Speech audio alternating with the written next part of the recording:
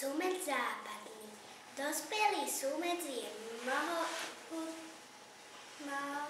mohutný a strašidelné vyzerajúce ryby.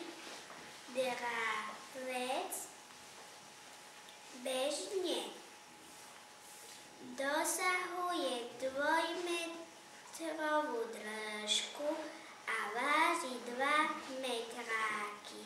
Obýva dolné toky riek, slepé ramená, vodné nádrže i rybníky. Má rád teplejšie vody. Napadne sú jeho dlhé, chrupkovité fúzy, ktoré vyhodnocujú slncovo okolie.